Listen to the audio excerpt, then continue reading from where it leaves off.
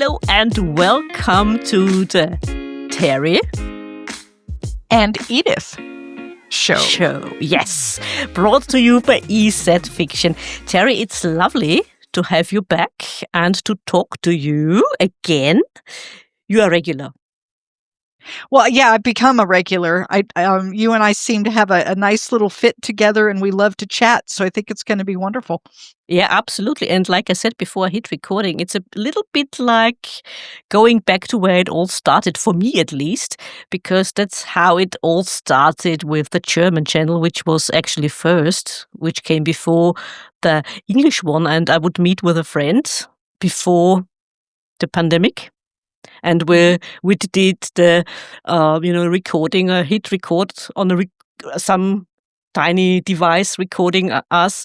And then when the pandemic hit, we also met via Zoom and did a little bit of recording, and that's how it all started.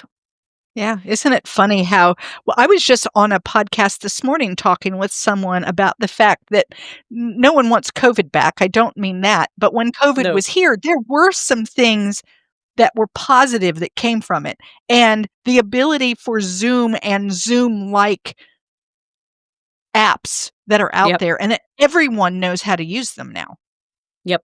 And it used to be that no one knew how to use them. I mean, maybe there were a few people in the business world, but generally speaking, no one knew how. And now everyone knows. And so, not that I don't want COVID back. I'm not saying that. I'm just saying that sometimes when bad things happen and we have to figure out how to keep doing life, that those things continue to be wonderful even after that bad thing is passed. So, absolutely. I mean, we wouldn't have met, would we?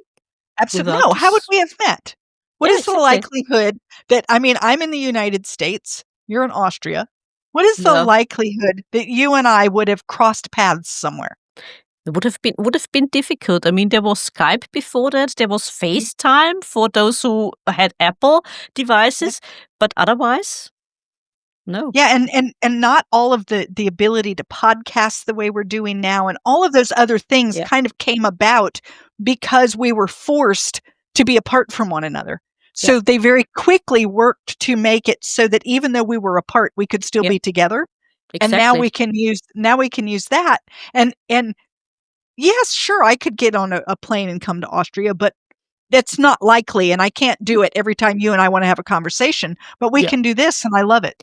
Absolutely. I mean, it's easier for all of us. You have a podcast, I have a podcast, like we said, and you don't have to meet the people in person. I mean, it would be lovely to meet them in person. Don't get me wrong. Of course it would be. But it's not necessary, and it's easier to talk with people, let's say, like you said, United States, Austria, or let's say Australia and Austria. Yeah. Or even for me in the United States, you say, oh yeah, well, you're both in the United States. Well, if you live in California, you live, 3,000 miles away from me. Yep. It's not like we're going to get together for coffee anytime soon. And so it's just nice to be able to do that. And then you can meet more or less at a moment's notice. Yep. Like I can put it on the calendar, and I don't have to worry about getting in my car and driving and everything else. And, and for all you know, I'm not wearing any pants right now. So, Exactly. Who knows? That's the question, isn't it? When we see the anchors, the news anchors, what are they wearing underneath the table? From here down, what are they wearing, right? Exactly. And maybe we even were informed about those people being pet owners. Yes. Having a cat walk across. There was one I remember seeing, and they were in the middle of something important, some world thing, and all of a sudden there's two children, and they're running in, and it was either the mother or the nanny. I never did know, but you see her eyes are huge. She's down low. She's grabbing these children back out of the room and slamming the door. It was so funny. Yep. And then there was another one that I heard of where it was a lawyer talking to a judge, but somehow he had turned on the thing that made him look like a cat, and he couldn't figure out how to get it off. And you hear him saying, "No, judge, I am not actually a cat. I am." Yeah. So there was a lot of fun with that, especially in the beginning, as people were like all of a sudden you're forced to use it and you've never used Yeah. it before, and you're like, where is the button? I can't find, Yeah. and, Yeah. and people doing this, and you can see up their nose, and yeah. Yeah. It was fun, and we kept it. And it's a Yeah. perfect way, especially to come back to the books we want to talk about, for indie Right. authors to get the word out about Exactly. their work. And what better way? Yeah. Well, and I've told people, because I've had a few people say to me with podcasts for books, well, I only want to be on podcasts that have like a really big following. And Mm. I say, well, that's fine. But the truth is would you go to a library event if you knew that 7 people would be there? Well, yeah. Well, then why wouldn't you go to a podcast event where Yeah. 7 people, like, you don't have to have a big number. It's just Yeah. people that you otherwise wouldn't know you. Mm. And Yeah. I think that's the beauty of a podcast, is Mm. that you can get yourself and your book and who you are out in front of an audience that may Yeah. never know you any other way. Exactly. Yeah, exactly. And do you think, since we are both on Facebook with our podcasts, I realized that although Facebook is supposedly for the old Yeah. generation, including me, Well, that's Gen me. X, Yeah, I Yeah. mean, hello. Yeah, well, I'm actually at the tail end of baby boomer.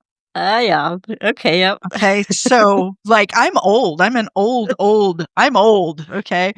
Yeah, that's the generation that likes Facebook. I have to say, at first I wasn't so keen on Facebook, but now I like it because of these different groups where you can find information, but also for book lovers. And I Yes. realized there's a lot of traffic on the page for the videos I post, because I usually, you have seen it probably, I post a complete episode when it's out on the other platforms.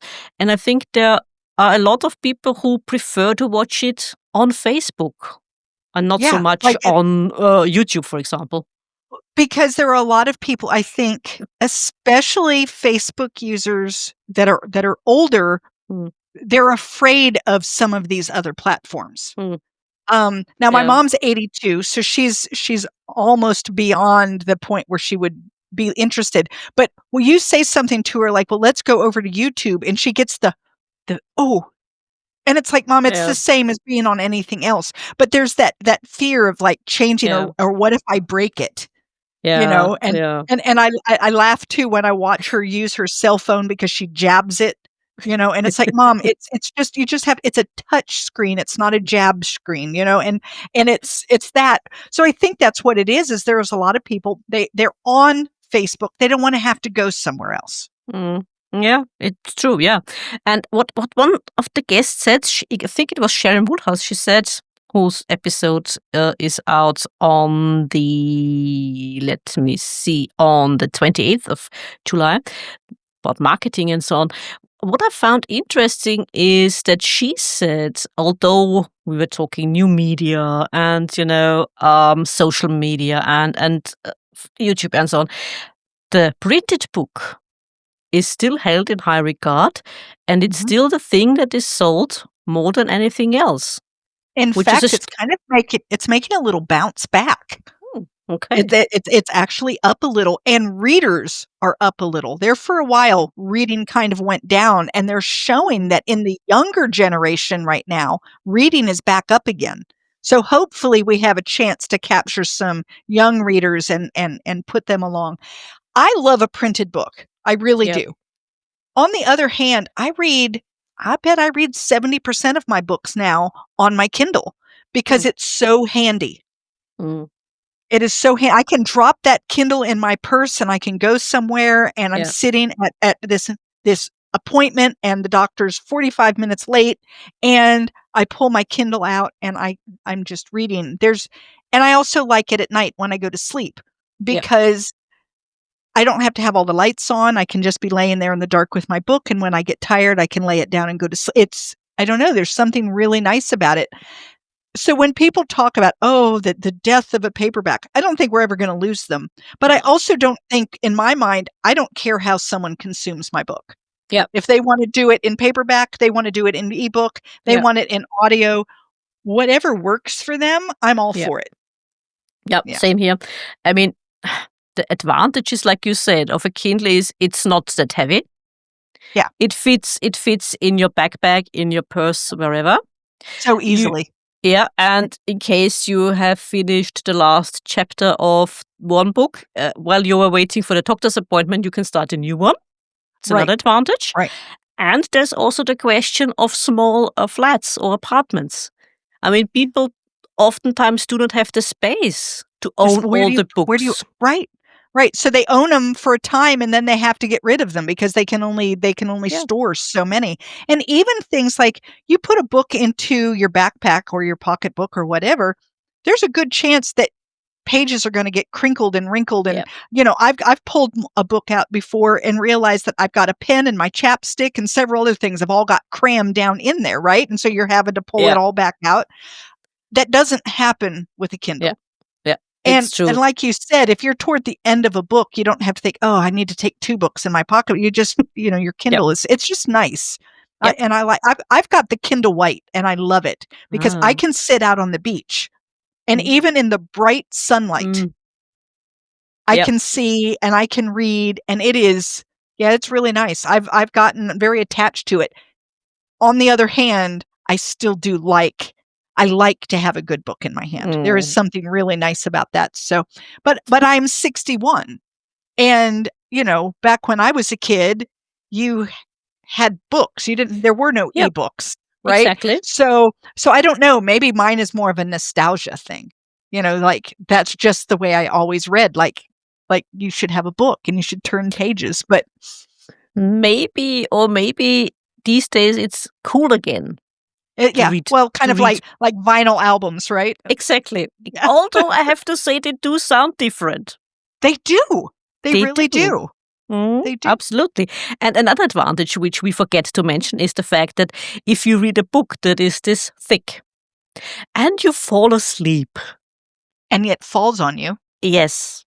Ouch. Yeah. When a Kindle falls on you, it doesn't matter how big the book was. It's going to be the same regardless. Absolutely. Yeah, it doesn't matter. I mean, let's be honest. Let's be glad that we have a revival, so to speak, of reading. Yeah, and I'm a firm believer now. I've had people tell me it's not really reading a book if you've listened to the audio. Yeah, I've heard that also. And I say that's bull. Like, I don't care how you consume the book. Yeah. If you've consumed it, if you know what the book said, if you've interacted with the characters in your own mind, if you understand what the author was hoping to give you, you have read the book, whether that was reading the paperback, reading a hardback. I mean, it used to be that people got funny over whether you had the paperback or the hardback. Yeah. And it was like, oh, well, I would only buy a hardback. Well, I mean, what difference does it make as long as they've consumed your book? And I feel the same way. Like however that is that it works for you. Yeah. I'm glad that you interacted with a book. Exactly. So. Absolutely. Although I think we've mentioned it before, I realized I can't follow an audiobook. I'm not the person who's able to follow an audiobook. I'm sorry about that. I've tried. I really tried. I tried fiction. I tried nonfiction. I can't. I prefer to read it. What I can follow is podcasts. But isn't it wonderful though that we have so many different ways? Yep. Because I know people who I have a friend who's ADD. She can't read a book. She'll sit to read a book and her mind wanders in 1,000 different directions. But if you let her listen to the audiobook, she can do something with her hands and she'll be doing something and she's listening and she can consume the same book. And so I just love the fact that we live in a world now where there are so many different ways that you can interact with books. Let's let people do what works for them. And then to say, well, it doesn't count. It's like, of course it counts. Did they read the book? They heard the book, I don't know. Absolutely. I would absolutely agree. It doesn't matter as long as they, like you said, consume the book. Why not? Yeah. However that works for you. Yeah, Right. absolutely. What about those people? I've talked about it with the teacup because we are sometimes very critical about German speaking, about the German speaking, literary world. And we often say, yeah, people buy books, but do they buy the books because they want to own them or because they want to read them, to own them, to show off, Right. to So that they whoever? have a library. Yeah. Exactly. Well, I think there is something really cool about having a library. I mean, I think that's really neat, but I'm the kind of person that I want the library so that I can read the books. Now, if I get to show them off too, well, that's nice. I mean, who doesn't want to show off a beautiful library? On the Yeah. other hand, I'm going to be the person that says, now in this library, these are the ones I've read and these are the ones on my to be read list. Like, I would Yeah. never purchase a book with no intention of buying, of reading it. Yeah. I would never purchase a book unless my intent was to read it. Now, there's a possibility that I don't get to the book. But there is no possibility that I bought the book because I was trying to prove something to someone or I felt it would look good on my shelf. That's just never going to happen. Yeah. Not for Same me. here. Yeah, fully agree. Same here. I wouldn't buy it if I wouldn't want to read it. What's the point? If I'm not going to read it or plan to read it, then no, Now, sometimes a book will sit on a shelf for a while because I have plans to read it, but my life has gone sideways and I have 7,000 things going on and I Yeah. can't get to all my books. But it's not for the lack of trying. It's just Yeah. life happens. So Yeah, exactly. Same here. I'm afraid. Yes. Yeah. The to be read list is Oh yeah, mine is endless. huge. Mine is so long that if I read a book a week, I have books through July of next year. That's how long my list is right now. Yeah. And have you planned your podcasts till July next I year have. already?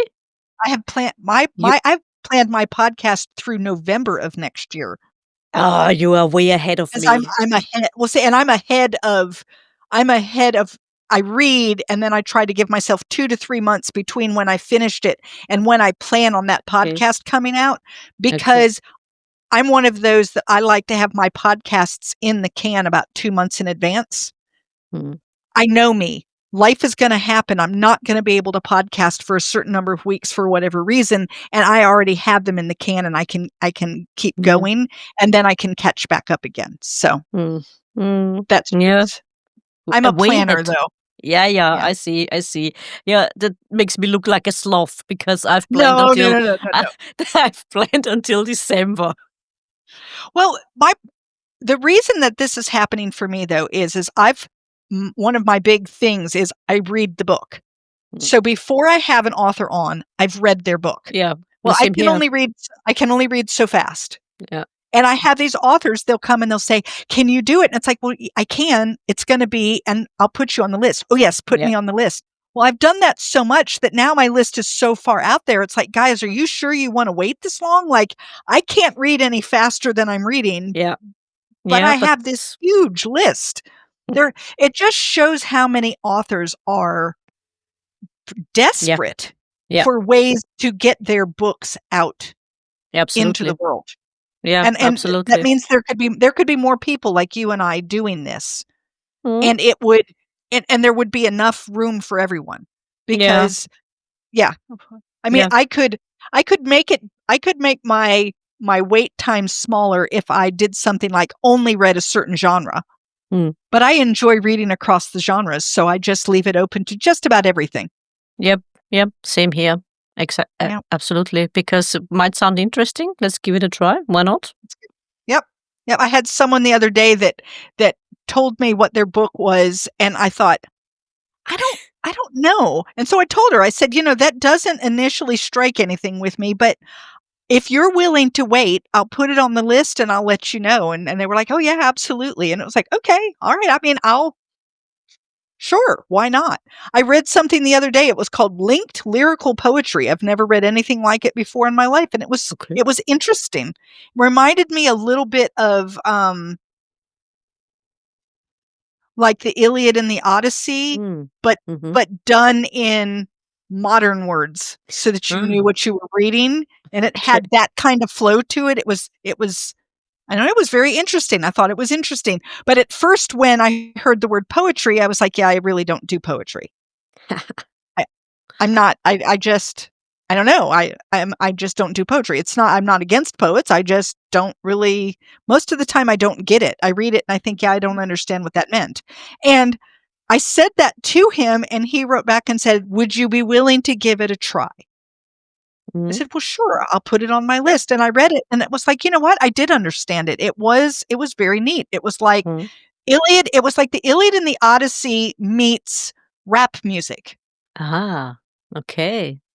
I can't Interesting. quite explain it, but it was like modern and it had the rhyme to it, but not always at the end of the Mhm. sentence. It was more in a beat. You almost felt like you needed to do this while you were reading it. I don't know, it was good. It was would I read a lot of it? I don't know, but it was a very interesting read, and I'm glad that I took the time to go ahead and experiment and try with something new.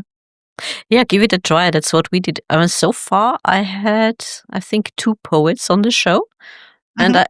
it was the same with me. What you said, I didn't get it most of the time, Yeah. but in this case, I did get it, Yeah. and Yeah. I think that also makes a difference. And we all have our, our experience from school where you School with had to. poetry, yeah. Yes, I thought, oh God, really? Yeah. Hmm, poetry. Oh.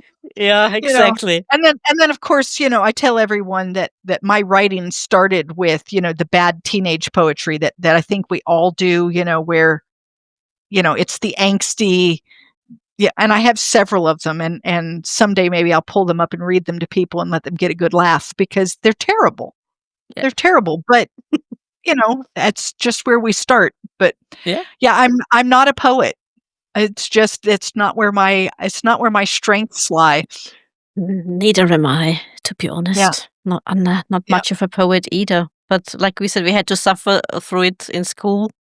And Mhm. I mean, probably the same for you when you think of your English lessons. When I think of my German lessons, we had to read certain books, Yes, yeah. which you suffered through. Some of them were okayish, others were, oh God, really? Yeah, like, really, like, this is really long and it's really boring. Yeah. And they're calling it a classic. Why is this a classic? No one wants to read it. Read Yeah, it? Yeah, yeah. exactly. Yeah. However, Let it was Yeah. in an English class that I first realized that authors might be trying to tell me something other than a story. Mm, And I found that to be I remember thinking, "Oh my gosh, there's more to this than the story?" Like, they wanted me to think about yeah. something?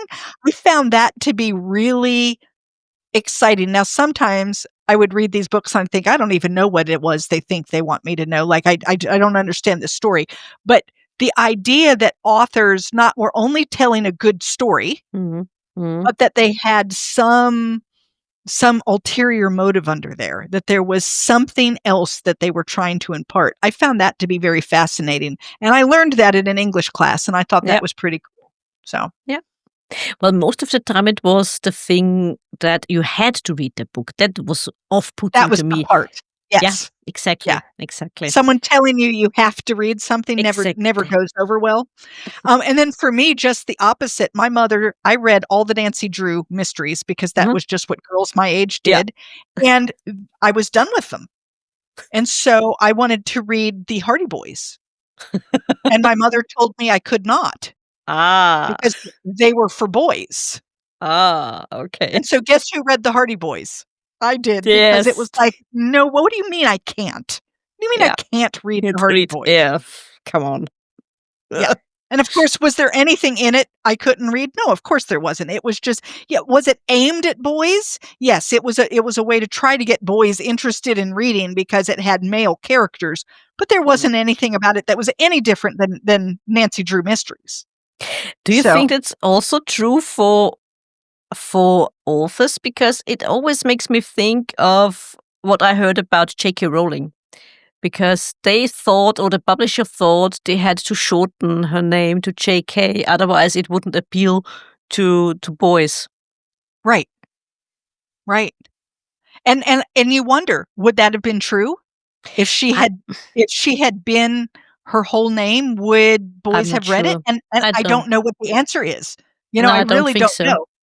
I don't Yeah. think so because I'm not sure if I said it to you, but I mentioned it in another conversation where I said I asked my students because we were talking about books and reading and so on, so they improved their English, and I thought I have to ask them that, and they said no, it wouldn't. It doesn't matter who wrote it, either male or female, as long as the story appeals to me, as long as I think it's a good plot, it's good characters, I would read it, no matter if it's written by a man or a woman. Sometimes I think that publishers have these ideas, and they say things like, well, readers won't read the book if it's Yeah, over a certain number of words. Readers won't read the book if it's by a male author or a female author. Readers aren't going to read the book if, and I think, is that true, or is that just like you've made that determination? Have you been out talking to the readers? Like, because I don't know. I don't know the yeah, answer, but sometimes I think that those things are very arbitrary, that they yeah. just make stuff up, and it's like, "Oh, well, right now you can't write a historical fiction that's over 85,000 words because no one will read it." And I'm like, "Oh, No, no one? There's not anyone out there in the world who will read more than 85,000 words in a historical fiction? I don't believe that's a true statement." no. But then if you're trying to not be an indie author and you're trying to go with a publisher, they won't even look at a Yeah, manuscript. yeah, And so I think that in some ways they kind of dictate what the readers are going to read because it's all they're offered. yeah. It's like, well, look, all of the readers are only reading 85,000 word and less. Well, yeah, they don't have any other options. Exactly. It's a fashion thing, I think. Yes. Yeah. Because, like you said, this blue color of your shirt, that's very Oh, yeah. North Carolina and so on. And you have these waves in fashion. We have the color, I don't know, orange this year, and therefore you won't get a blue sweater Right. because blue is not the color at the moment. Right. It's the same with genres and words. I think it's true. I think it's true. In fact, actually, speaking of colors like that, I went to the store last winter. And I looked and it was like, "Oh, none of these colors are good for me." They all were it was like, "Well, Yeah. thank goodness I don't really need a wardrobe right now because I would be really like, where would I go to get one? I'd have to go to Yeah. the thrift stores and find something old because these colors are terrible for me." And this year, of course, they'll be better because they will have switched everything and it'll change to something else. And you're right, it is that way. It's that way with what people are willing to read. It's with how long people will read. And Mhm. even like what's on the cover of books. Yeah, that's always the question, isn't it? Because there was a time, I think it was 1 or 2 years ago, and I realized it with crime fiction. And there were a number of covers that all had a person, woman, whatever, and she was wearing something red. Yeah. Yeah. Then there's What? then there's the one and I fell for it because one of my books is this way. You see the back side of someone. Yeah, You don't see yeah, their front. You see their you know. And then there's the silhouetted ones. We went hmm through a stage of silhouettes and then we went and it just it's like whatever kind of captures the attention. Whatever book kind of became big, a New York Times bestseller mm something, and then everybody says, mm. "Ooh, that's the cover." And then all the covers kind of feel that way for a while until something else comes along and we do it again. Yeah, true. Although I have to say, when my book was republished, I only have, from down here to is a woman on a horse, and it was Yeah, intentional to not show the face right. because the person is this. I have a description of the person in the book, and I think it's better, or I wanted the people to make up their own mind a Right. little Well, bit. see, and I like that as well. I like that as well, but I just if you look, you can look across a Yeah, year's worth of books, and you'll yeah, start noticing trends, especially within certain genres. Like, yeah, all of the fantasy books look almost identical in terms of what they're doing, and yeah, then it will change. yeah, All the cozy mysteries right now have a very specific look to them, and then they change. yeah, It's just the way it is, and yeah. you know I don't think there's anything necessarily wrong with it. I just think that's the way Fashion just the way it goes. happens. The fashion Yeah, comes and goes. fashion Yeah. goes, yeah. Therefore, you have to read the back of the book, don't you? Yes. Yeah. So, that's the one thing, never judge a book by its cover, but people do. Yeah. People do. They look at the cover. Though it's the first thing someone does. They look at the cover. Yeah. Then they kind of look at the title while looking at the cover. Then they flip it over and Yeah. they read the back, right? Very rarely does someone pick up a book simply because of the author, unless you are so uber famous, Yeah. you know? Either that or because you've read another book from the same author. Yes. Yes. If you've read another book, so someone's read one of mine Yeah. and they think, oh, does she have anything else? But when you're just experiencing my books for the first time, it's not because you said, oh, Terry M. Brown, that sounds like a good name. I think no, that's not what it is. It's going to be the cover. And if the cover is enticing enough, you'll flip it over. Yep. Yeah, And exactly. if the back cover is enticing enough, the next thing people usually do is they open it up and they read the first page or two. Yeah, true. And they make a decision. Yeah. Yeah. Have you also noticed the thing about changing covers from, let's say, Europe to the United States? It's different. People, because I saw one, I think it was The Women. Was it The Women? I think it was The Women.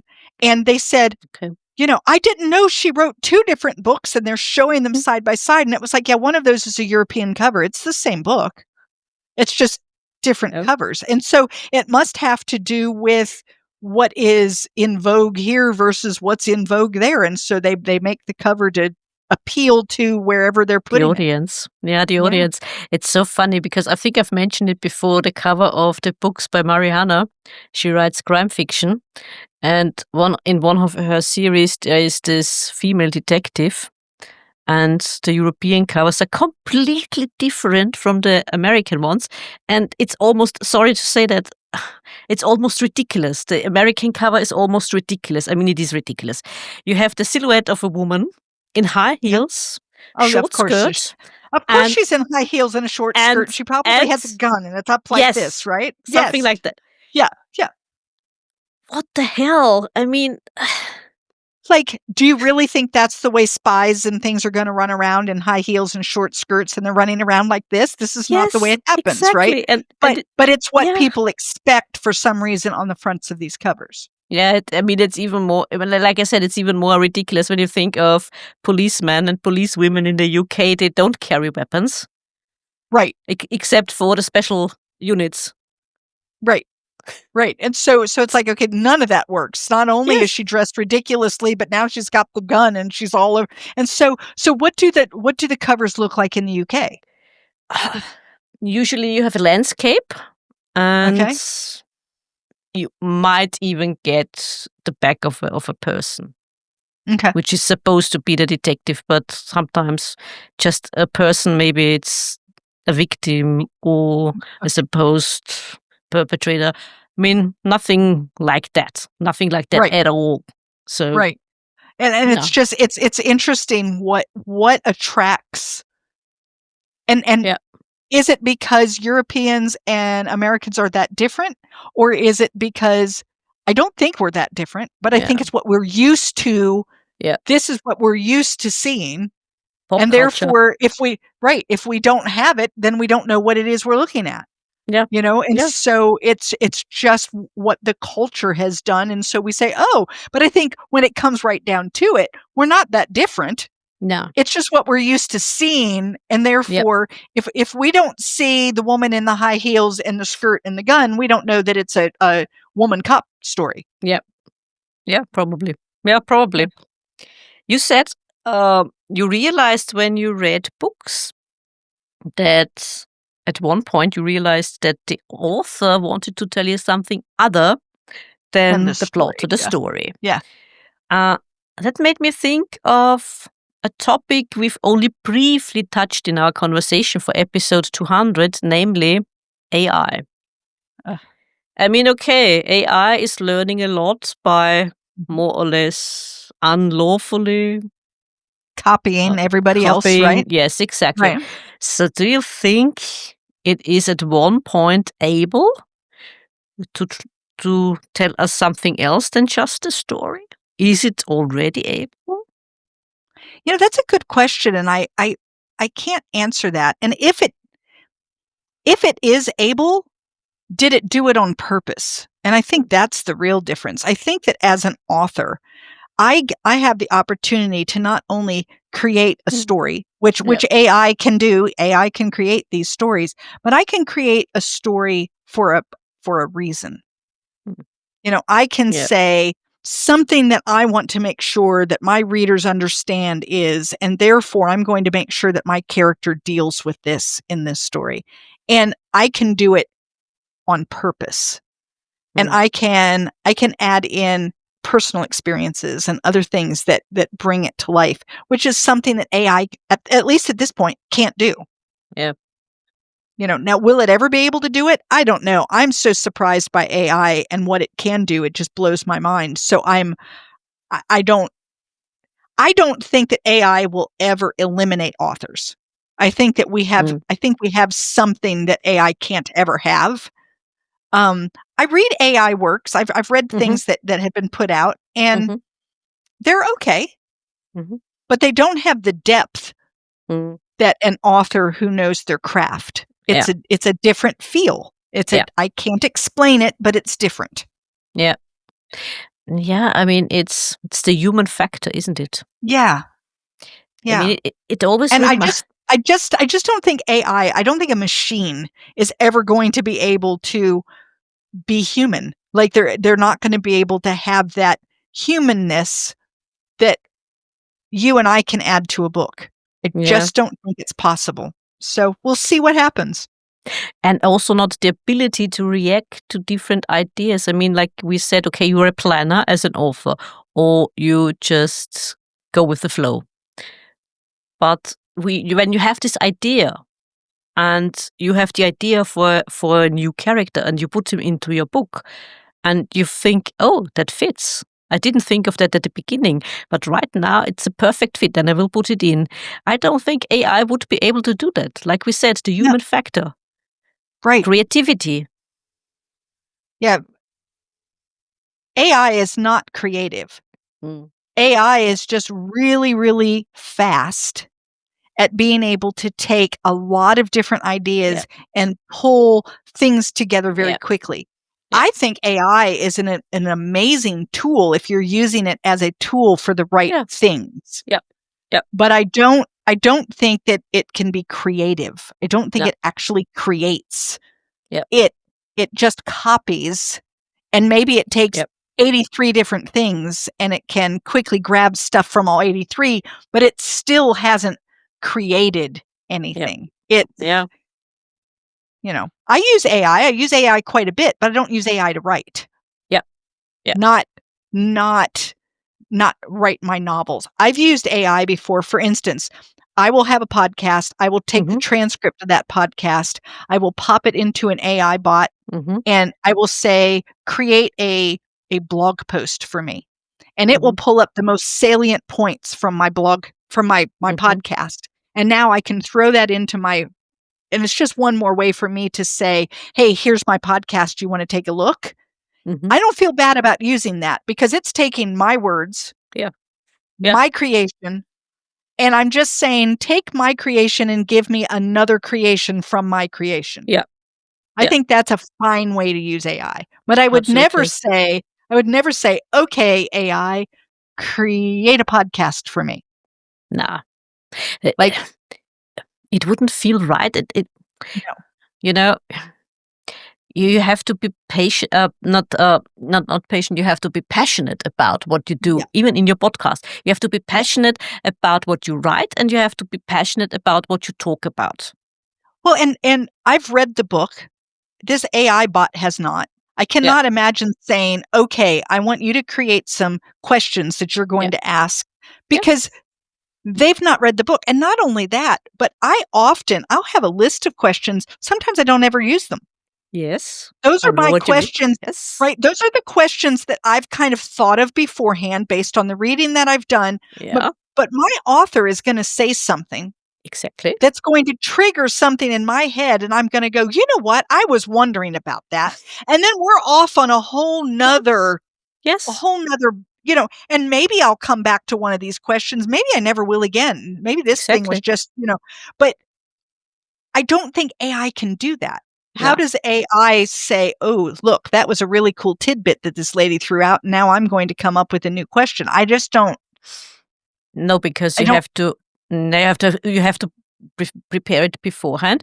And Right. how would AI do that during a conversation? Maybe it might at some point. I don't think so, because that's again the human factor. Like you said, it's the same with me. I have a few points, bullet points, I call them.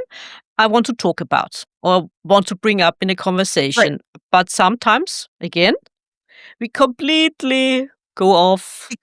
Because something was said, and I think, "Oh my gosh, that's the Yeah, angle we need to go," and off we go. yeah, And exactly. and I'm not worried about that. I think that's the thing that makes the shows enjoyable is Yeah, that it's real. It's yeah, it's based on a real conversation. yeah, You know, exactly. so how much did you and I put down before we had this conversation? I mean, I have no notes. Yeah, I have nothing. I have no notes. And we've been talking now for I don't know how long, but we've been talking quite some time. Yeah. And we have no notes. And it's No. because we're having a conversation Yeah. about something that we're both passionate about. Yeah. And so we Absolutely. can keep talking. And Yes. AI can't do that. No. And Can't. they No. can't do it in a book. They can't do it. It's just, I don't think it's ever going to replace people. I think that people need to learn how to use it in a way that can help them be more productive, that can help them so that they have more time to be creative. I Yeah. tell people all the time, I use AI to get done stuff that has to be done that takes away Mm. from my creativity time. Mm. It Yeah. used to be that I would have to listen to the whole podcast. I would have to make notes over then I would have to create a blog.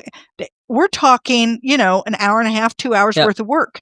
I can now get an AI bot to get that done in 2 minutes. And that gives me 2 hours of time that I can go and do my creative work. Mm-hmm. And Yeah. I think that's what AI needs to be used for. AI needs to be for those things that allow you now to get back to your creativity. Yeah. It does the dirty marketing work in the Yeah. background, the Yeah. stuff that has to be done but is no fun. Yeah. You know, Yeah. like The legwork. Yeah. who really wants to go through and do a transcription of the podcast and then find the salient points and Yeah. So yeah, Too I'm gonna much let an time. AI bot do that. How Yeah. beautiful is that? It's Yeah. my Of words course. here. Take my words, break that down into something that's about 300 words. I'm gonna put it in a Yeah. blog. Ta-da, done. Yeah. Exactly.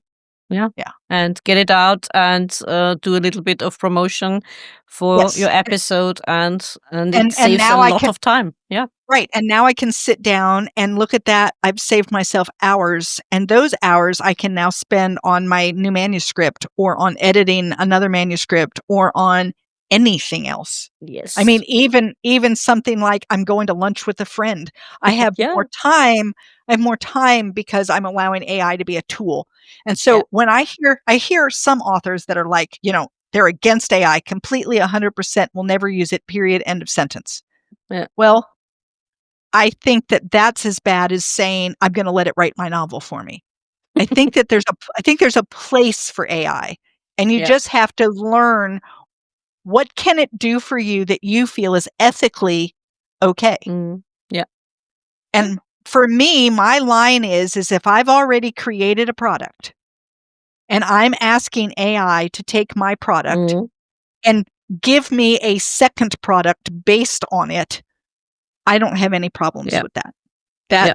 That's where my line is. And I've also found, and I use ChatGTP to do Mhm. it, I have found that you can go in and you can click a little button and it doesn't let anything that you put in go out to other people. Ah. Oh, so and I like that because when I put my work in, it's just for me. And so Mhm. no one else, it's not learning on my work. So it doesn't Mhm. get to go out and do that. And so, yeah, I just think that there's ways to there's ways to use AI that make sense. Yeah, I absolutely agree. Like you said, it's a tool. Use it like a tool. Right. Like we used, I don't know, a typewriter before. Now we use computers. We Right. used, I don't know, paper and pen. Now we use maybe iPads and such to write or down our ideas. even things like we now can use editors that are these Mm. online editors. Mm. Now, I believe that you should have a human editor, and I always give my book to a human editor, but I can eliminate the need for a lot of what the human editor used to have to do because I can run it through one of these, systems, and it will tell me, look, Terry, you've used the word, big 742 times, and you need not do that. And I can fix those things before I Yeah. ever give it to my editor. Yeah. So now she can focus on Yeah. more high level work instead Yeah. of going, I can't believe Terry wrote this, or I have the tendency to use the word that where it's not needed, and it will tell me how many times I've used that, and I will go through. I can eliminate it about 75% of the time. Yeah. Well, Yeah. I don't need a human editor to help me do that. We can take care of that. I need the human editor to tell me, Terry, this piece was slow right here, and I need to know more about this character. That's Yeah. what I need from my editor, and I don't need them wasting their time. So, and that's AI like. Mhm. That is an early, it's not generative AI, but it is AI. And so I think when people say, "Oh, I'm totally against it," it's like, accept that we use it in our lives all the time.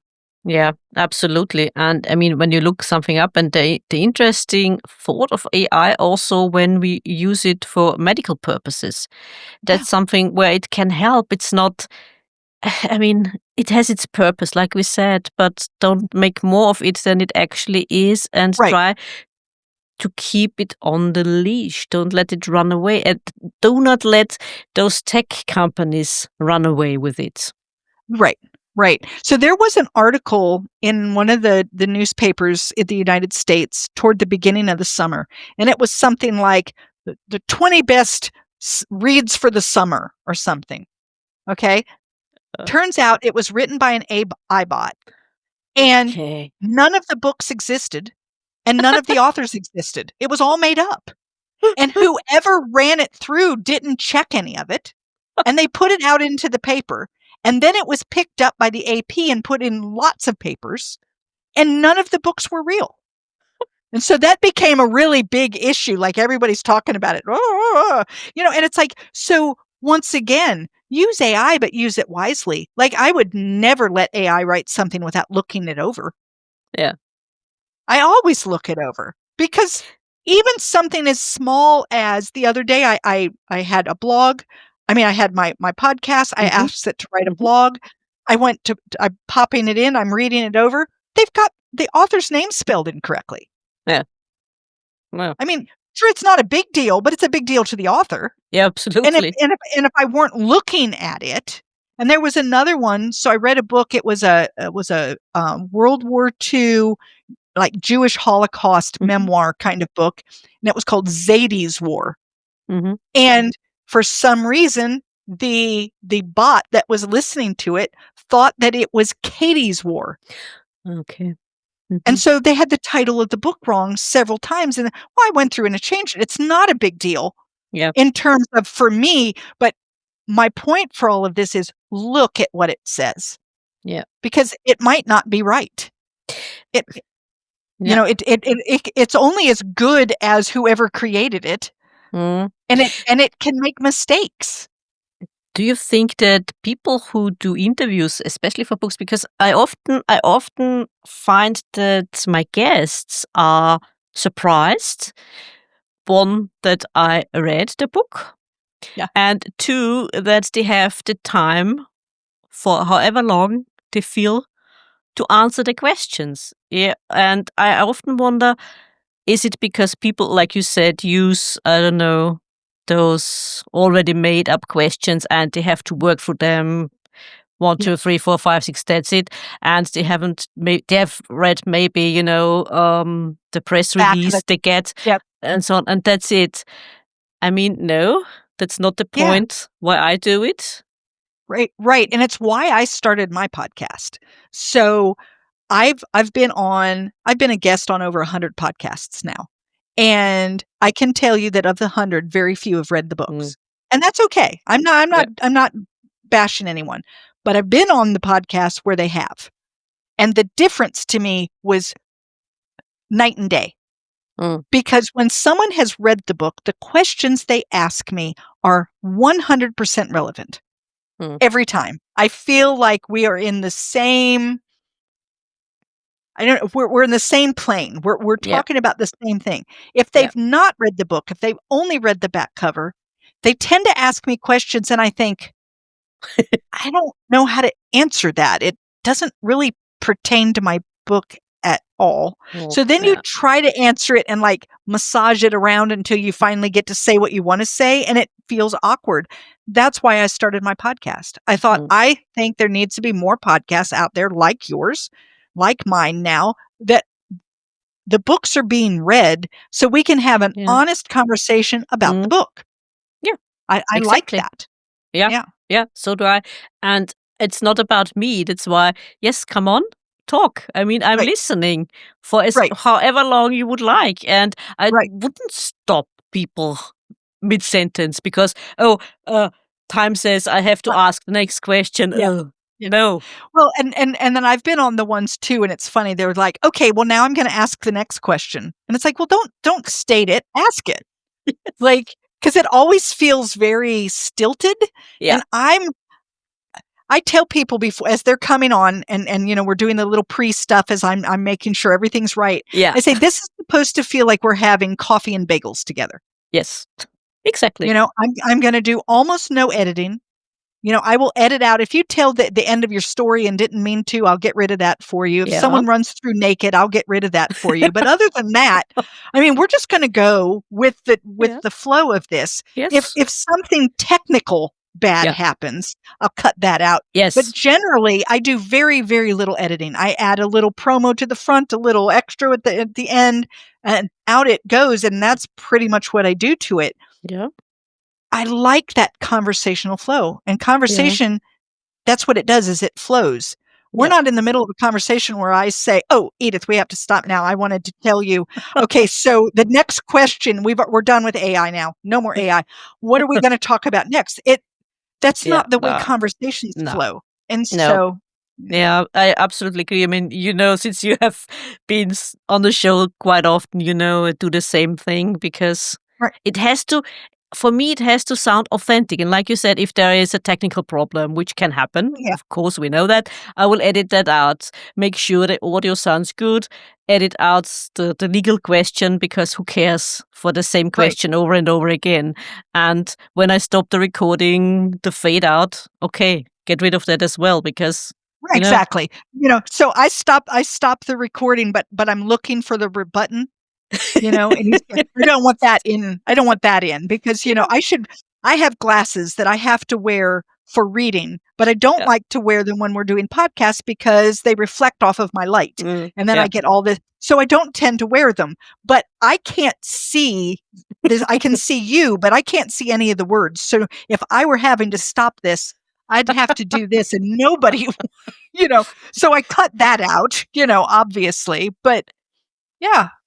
Yeah, exactly. I like things to flow, but it's interesting. I do my podcast the same way I do my books. My books are like a conversation. Like I want people to be involved and part of it and going with the story.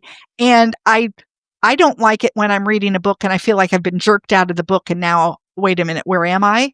And so I don't like my podcast to be that way either. I like it just to feel very much we're in this together, you know, and let's, have this conversation style. Maybe that's also the reason why I can't get into audiobooks, because what I'm missing is this conversation style, because I think I've mentioned it before. I always listen to podcasts on my way to work and home, because I like this when two people talk about a topic, mostly historic podcasts.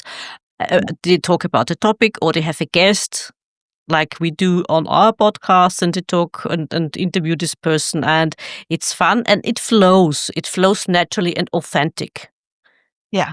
No, I agree. I like a good conversation, and podcast, a good podcast, in my opinion, is when you've got a good conversation going. And even if it's one person and it's just a one-person podcast, if they can keep the conversation on their end going such that I want to be part of it, I can do it. I have a lot of trouble with we're stopping you and now we're switching gears. There have been times on my podcast where I really did want to get to a particular something and we're off, in a different direction. And when that piece naturally kind of comes to a stop, I'll say, I might say, okay, so let's switch directions for just a minute because I have this burning question. But it happened very naturally, no different than if we were in a restaurant having a conversation. And you've been talking about, your best friend, Josephine, and we've heard all about her now, and it's come to a close. And what I really want to know is what's Teacup doing lately? And so I say, hey, not to switch the topic, but so I think that that's okay, that we do that. But it's how is it done? And does it feel natural or does it feel like, okay, you have exactly 32 seconds to give this answer, And I feel the same way. Have you ever had to answer like a written questionnaire and they give you a certain number of characters? Like I had to do this. It was something that they were putting into a magazine kind of thing. And I only had like 500 characters, and it's like, oh, so you write it and then it's like, oh, I have 612 characters. Now, how am I going to get rid of 112 characters? I hate that. Yeah. There's something about that limit that's just like, look, if I have 612 characters of things here, it's because I need them. Exactly. Now, what part do you want me to get rid of? Well, let's see. I guess I can. Well, I won't call it motivational. That gets rid of 11. I don't. Yeah, I'm with you there, and I very rarely read those things PR people send me. To be honest, because no, I don't want to know. Tell me on the show. Yeah. If I get a PR something, I usually look at the very, very beginning of what they have to say, just in terms of like, who is the author? What is the general gist of the book? Yes, it sounds like something I'll want. I skip all the way down to the bottom to find out like, what do I need to do to contact them? Yeah, exactly. Yeah. But all of the 42 thing, but what's funny is as an author, when I reach out to podcasts, I put all that in because there are some podcast hosts that want it. Yeah. So I put it all in, but I assume that most of them skip it. Yeah, I suppose so. Except maybe those who go with the question. Yeah. I don't know. It's funny. You do what people tell you you're supposed to do. And I was told you need all that information in there, but you're right. I never read it. I never read it. Yeah. They have like 6-7 people's reviews and it's like, skip. I don't. No, I don't know. No, I wonder, maybe I don't need that in there. Maybe the next time I do that, I need to just shorten it down and just give them the crux of what I want. Maybe give it a try. Try and see what happens. See if I get any responses or if the response rate goes low. Yeah, that's interesting. That's a good thought, Edith.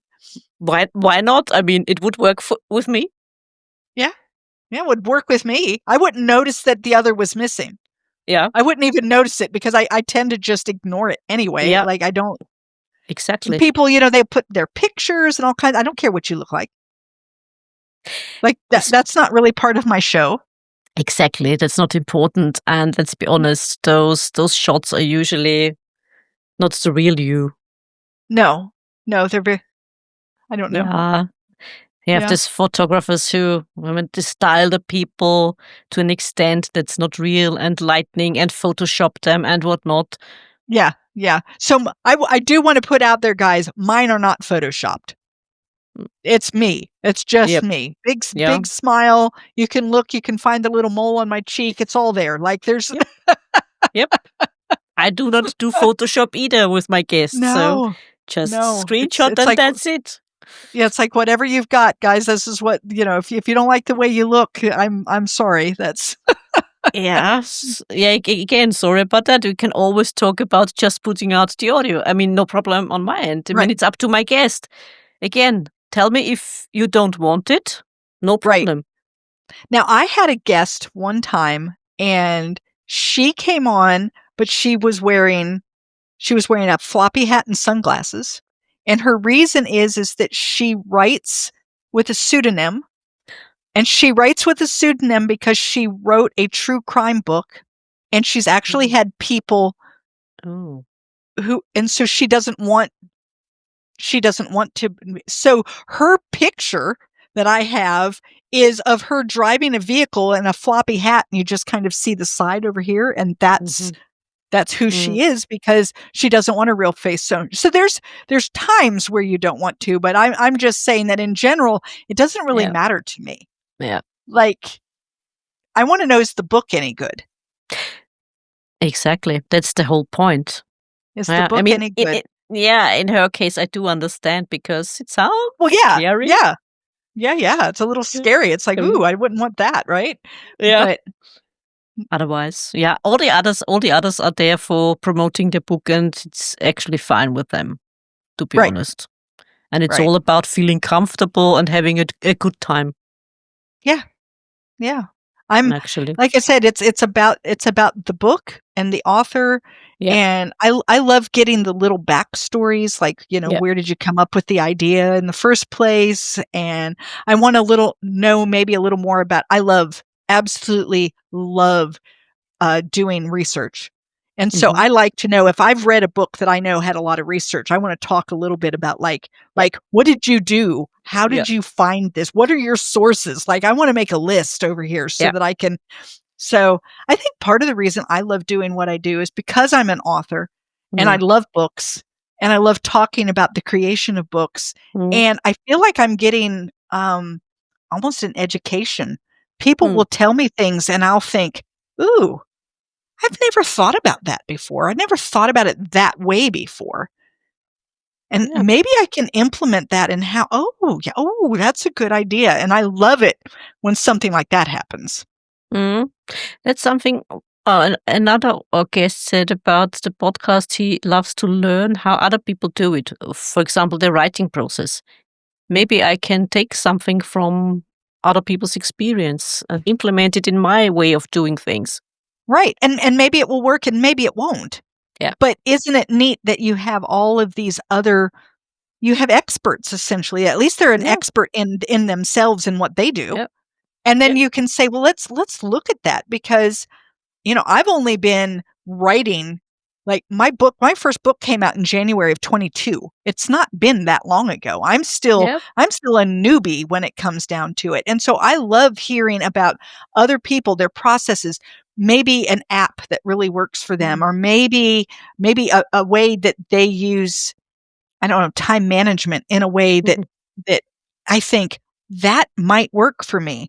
I Yeah. have a real problem. I don't like it when people say you have to write every morning from 6 till 9.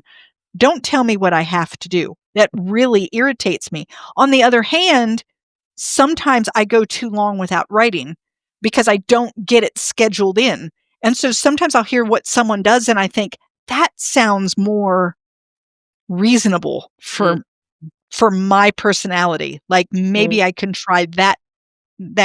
I talked with one lady and we were talking about um, writer's block. And she had a couple of things that she did to help her whenever she Mm. felt stuck. And I thought, oh, those are some good ideas. Like, I only know what I do, but Mhm. isn't that nice to have? Well, maybe that would work for me too. I don't know, but it'd be worth the try, Mhm. So, Yeah. Yeah, absolutely. I mean, you learn something new from others. That's the whole point of the writing community, isn't it? right. Yeah. Yeah. And I have found that the writing community in general is amazing. Mm. Now, there are those outliers, there's always somebody, but in general, writers are so kind and they're so willing to share, and if they Mm. found something that worked for them, they are willing to share it with the entire writing community. They have no problem doing so, and they're willing to share the names of their editors I mean, it's and then you have the publishing community, which are like just the opposite. Or at least in my opinion. Like you send them a note, you never get an answer back, you have no idea. I think it's so amazing that writers who are these kind-hearted, let's all rise up together people have to turn their work into, to me, they're emotionally abusive corporations. It's like, oh my gosh, you never even hear from them. Yeah. You turn your work in and you never hear a word. You don't even get I received it, thank you. Nothing. It's like you've sent it off into the void, right? And it just blows my mind that we've got authors and then publishing companies, which just seem like they don't match. Yeah, and it seems like, again, like we said before, the cover thing, the fashion thing. It seems to me that publishers work a little bit the same way. They always follow this trend. This trend again. Yeah, exactly. And they do not know how much they miss. Well, and they'll say things like, oh, I mean, yes, it sounds like an interesting idea, but there's no way that would sell. Because it isn't one of the 6 topics that we've chosen this year for, and I'm like, and I'll tell people all the time, there's nothing wrong with reading a book that's on the bestseller list. I read The Women by Kristen Hanna. It was a very good book. I'm glad I read it. On the other hand, don't just read books that are on the New York Times bestseller list, because if you do, you're going to miss an entire range of things that are going on out there in the literary world, because so many of these books will never, ever get the chance to be on the New York Times bestseller list. Yeah, exactly. And, they don't fit the current, well, I called it the flavor of the year, whatever it is that they're pushing. And if you don't happen to write that, nobody's going to notice you, but they will notice you if you'll put yourself out there. And you have to you have to be the one willing to put yourself out there and push your book out. Yeah, exactly. I mean, writing for the market, ? Some are okay with that. Some say, why would I? And I mean, okay, I do get it. Publishing is a business. As a writer, especially as an indie writer, you also have to wear the marketing hat. Right, you do. And so you do have to think about it. On the other hand, I think that there is a much broader market out there than what the publishers are saying there is. When they say, oh, there's no market for that book, and yet I go and write it and I'm selling it and it's selling, and I don't mean it's selling well like New York Times bestseller selling well, but it's selling well. Yeah. And it's like there is a market. It's just you're not willing to market to them, but it's there. Yeah. And so I think that's it, is you just have to find, as an indie author, you have to write what feels good to you. And then you have to find your readers. You have to figure out where they live, where are they, that you can find them, in a group. And then you have to market to them in that way. And that's the only way it's going to happen. Yeah, and publishers are risk averse. I mean, which I understand on the one hand, and like you said, they miss a lot on the other hand. And write what people want to know. That brings me to the books I have here. Yes, let's talk about what people want to read. I mean, this one, The Secrets of Morgarten, written by Louise Mangus. I brought it up with me because it's a medieval historical fiction with a suspenseful twist. And Louise lives in Switzerland. She's from the UK and lives in Switzerland, a neighbor. She has been on the podcast before, more than once, and I always call her neighbor, obviously. Yeah. And The Secrets of Morgarten also came out in German. Oh, okay. I mentioned that because I helped a little bit with the German translation. And it's about Switzerland becoming this nation it is today. The beginnings of it becoming a nation, the nation it is today. And we have characters which are completely fictional. Some question mark. For some characters, we have a question mark. Are they fictional? Yes, they are. I mean, we have the famous Wilhelm Tell and his son, who plays an important role in this story. And we have the Knights Templar in the book, and it's all about being threatened by the Habsburg Duke, who wants to take back his land, parts of Switzerland, which belong to him, and it's the constant battle of being independent, getting rid of the observer, and so it's interesting and it's very well written. You have a little bit of romance in there. One of the main characters is a woman who is torn between Wilhelm Tell's son and one of the Knights Templars, and it's a great book, absolutely worth your while. The Secrets of Morgarten. Fantastic, yeah. It's an unusual book insofar as Louise usually writes thrillers. Okay, so it's something different. That's something that you and I need to talk about maybe on the next show. Yep. Is whether or not we need to get stuck in a genre, or whether it's okay to like cross genres and mix genres and do all of the other things. So yeah, I think that would be a good idea for another. Yep, absolutely. Already noted. What other book do you have over there? The other one is a very famous one. I chose it because I've recently finished it by Frederick Forsyth, a very well-known book. Yeah, The Odessa File. And I've watched the film a few years ago, and now I've read the book because he died only recently, and he's famous for his political thrillers, and I think it's a brilliant book. It's incredibly fascinating, the idea behind the whole Nazi survival and, fleeing to South America idea, because the Odessa didn't really exist, but let's be honest, it could have existed. Right. And yeah, how it's in the 60s. It takes place in the 60s. It starts on the night here in Europe of Kennedy's assassination, and it's a chance meeting that starts the whole thing. And we have this journalist who wants to find out more of what is going on because he follows an ambulance, and he's a freelance journalist, and he's hoping for another scoop, maybe something interesting, and he gets into this whole thing, and it's discovering plots and getting revenge and all the things involved, and the backstory of how does this new republic, the German Republic, deal with the past. So that makes it an interesting read, I would say. Yeah, absolutely.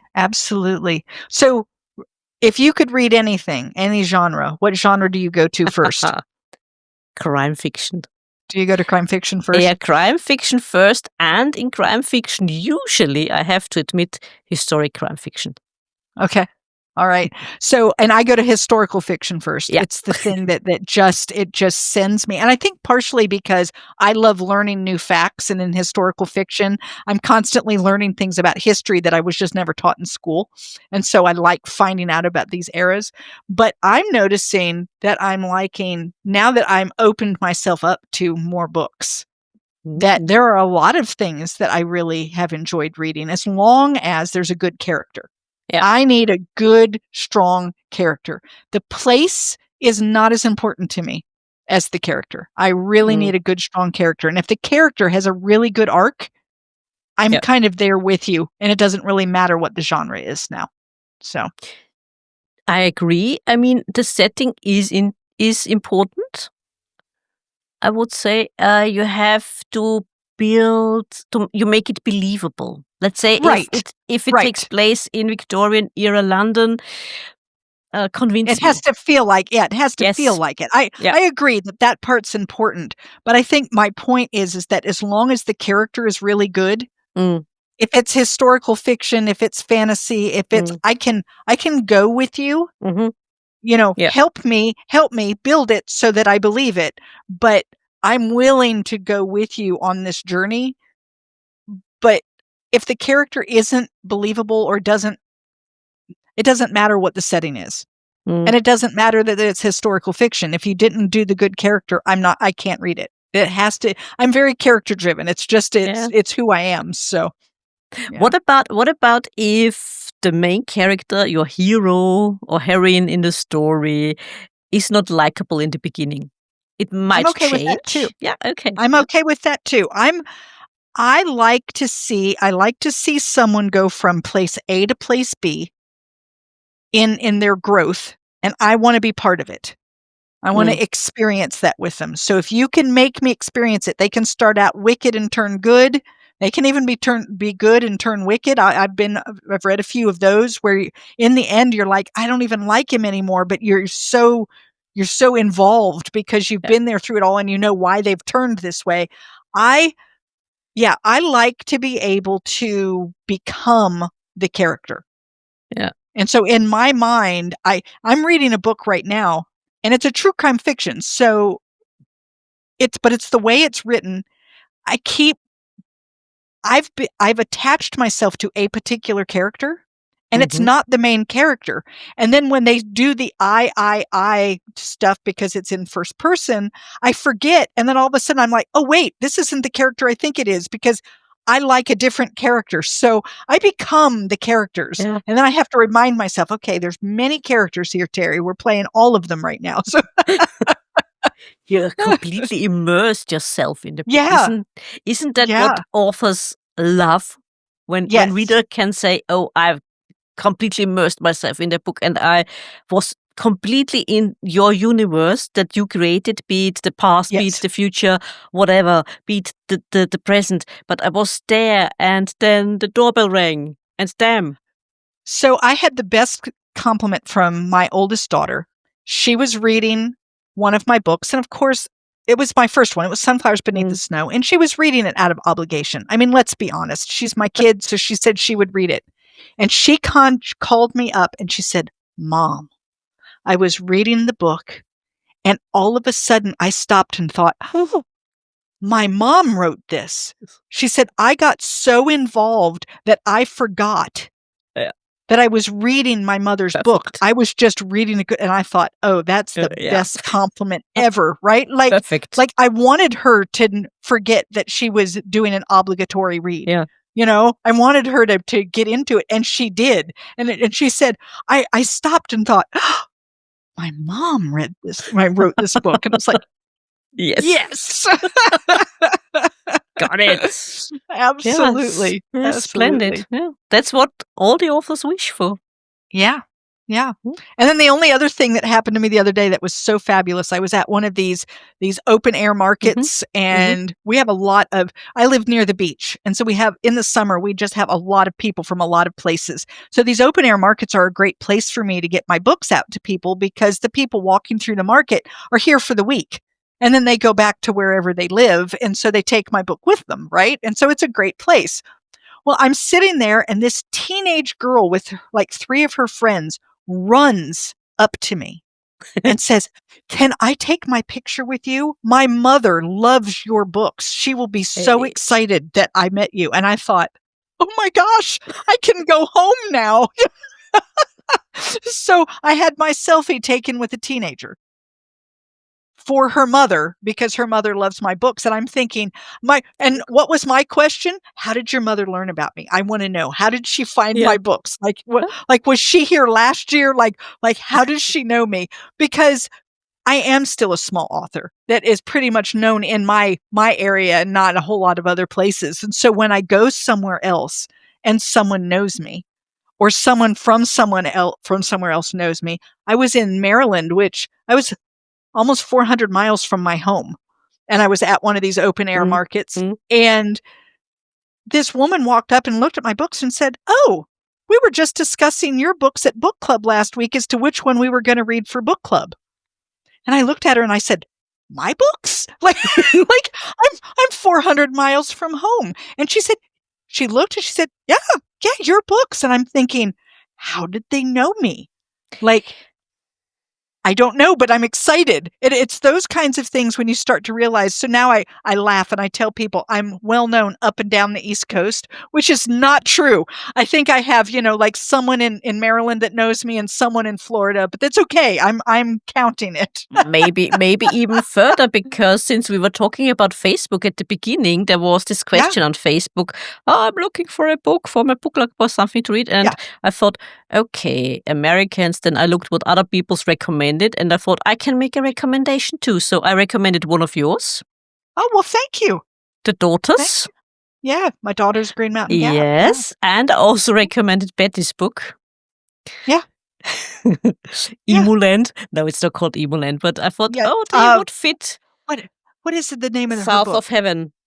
Yes, there we go. You said Emuland, and it's like, okay, I'll never get that out of my mind. But yeah.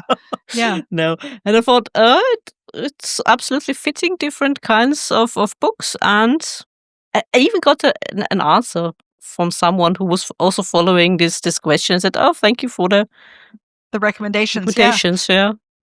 Yeah, I think that's it, and I love doing that too, where I go through and people who've been on my show and someone will ask for a book, and I'll think, oh, they would love to read, The Girl of Many Crowns or whatever it is, and I go and I write it down, and it's.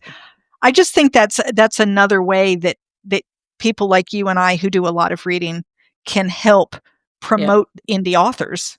Yeah, is everyone puts the Kristen Hannas out there, right? But there are so many other authors. There's nothing wrong with her, by the way. She's an excellent author. So if you hear this, Kristen, I'm not dissing you in any way.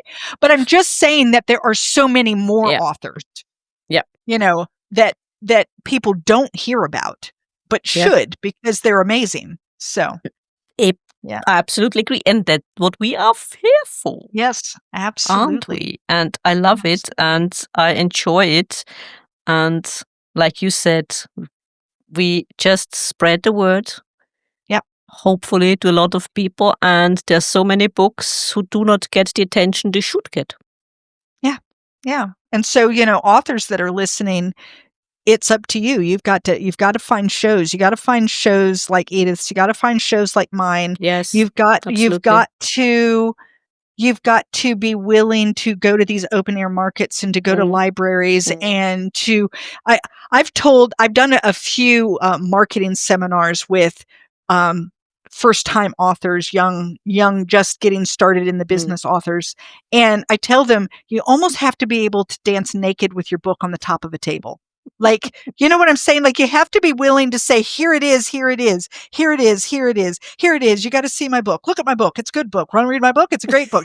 You have to, be willing to kind of put yourself out there. Yeah. And, and if you do, eventually I think that you can start getting some traction.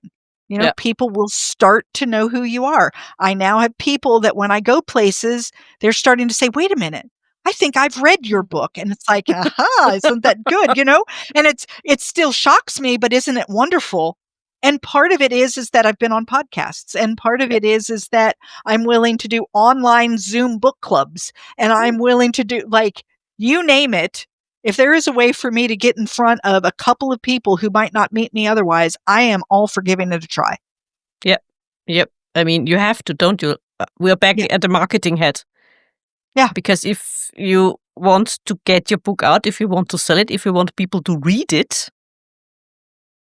they have to know it exists. Yeah, exactly. And with 6 million books on Amazon, they're not going to find it accidentally. Yeah, no. And not with the Amazon algorithm that will only, they only show you the books that have thousands of likes, and you can only get thousands of likes if someone has found your book. It's a circular thing. And so the only people who get thousands of likes are those people who are already well known, which means that those of us who aren't never get thousands of likes. And so you have to figure out, what are you going to do then? Because Amazon isn't going to help you.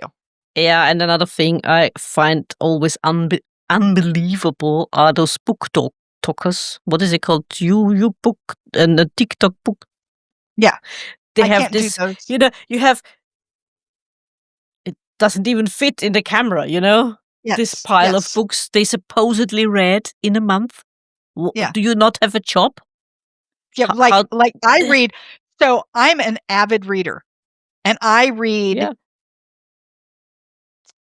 2 to 3, well, on average of probably 2 books a week. Right? So in a month, I might read 8 books.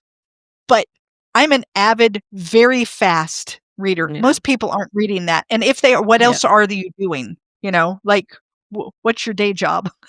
Yeah, exactly. I mean, like you I want to said, know. Yeah. I mean, on a very good week, I mean, when I'm off from work, in a very good week, I might even be able to read 4 books. That was my best week. But there are weeks that you can't read anything. Exactly.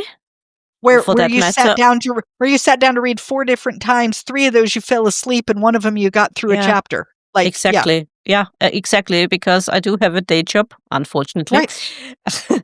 And maybe a chapter, and sometimes not even that. Right. No, I know. And then there's all the other things that you and I are doing. So not only do you have a day job, but you're also doing a podcast, and you're doing all that reading, and you're an author yourself. So there has to be some time in there that you spend writing, and you. Okay. Right? You should be writing, Edith. Yeah, I know. You should be writing, Edith. I know. That's another topic there. We need to put that down there, Edith. Yes. Right. Yes. Episode 3. Edith should write. I write it down. It's already there. Should write. Okay. Yeah, there you Absolutely. go. Now you got it down on paper. Yes. Absolutely. Terry, we have now episode 2. We have mixed genres and all. I think there's a lot to talk about. Yeah, I think so. Like absolutely, like we had today. At episode 3, Edith should write. Okay, already there. Whatever. We're doing good at this rate. We're just going to keep going. You and I will be having conversations for years. Absolutely. So. And next time it's up to you to bring 2 books you would recommend. Sounds great. I'll do it. Yeah, splendid. Terry recommends. Okay, it's up to you, and we will alternate, I think. Yeah, that's great. If it's up to you. Okay. Dear listeners, there is so much to talk about. This was just the beginning. We will be back. Iceberg. Yeah, absolutely. At the tiny tip, It grows and grows and grows. We will be back, won't we, Terry? We absolutely will be back. Until next time.